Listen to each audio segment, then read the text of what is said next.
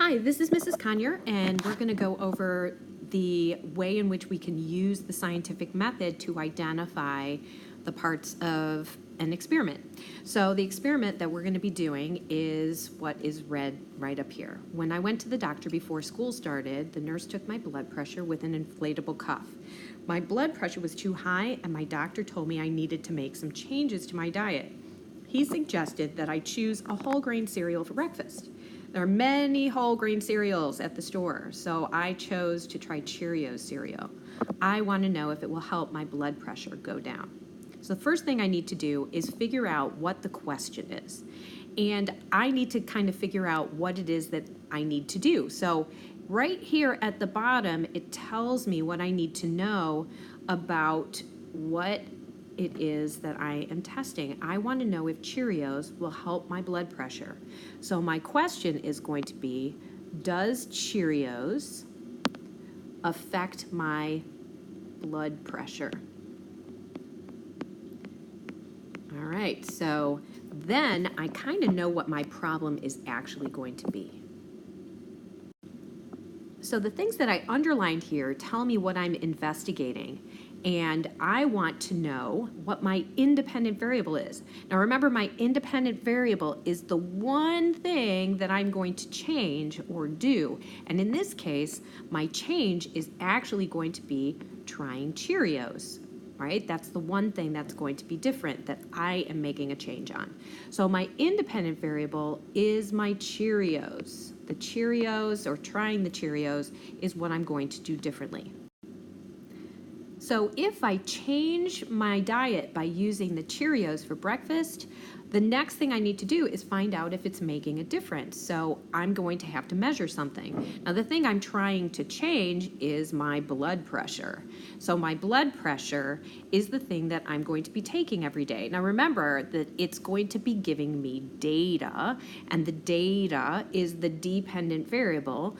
So what am I measuring? My dependent variable in this case is going to be the blood pressure. So I'm going to take my blood pressure periodically and see if the Cheerios is making a difference. So now I know the change I'm making, which is the Cheerios, and I know what I'm going to be checking and taking data on to see if it's making a difference. But I don't want anything else to interfere with what I'm doing. So I'm going to try and keep everything else the same. We call these conditions that we keep the same are constants. So we can remember that because there's an S in constants, and that means the same. So what am I keeping the same? Well, there are a whole bunch of things that I might keep the same.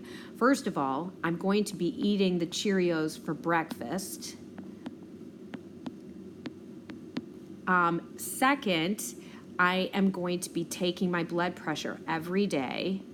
So I'm going to abbreviate that BP, so BP every day.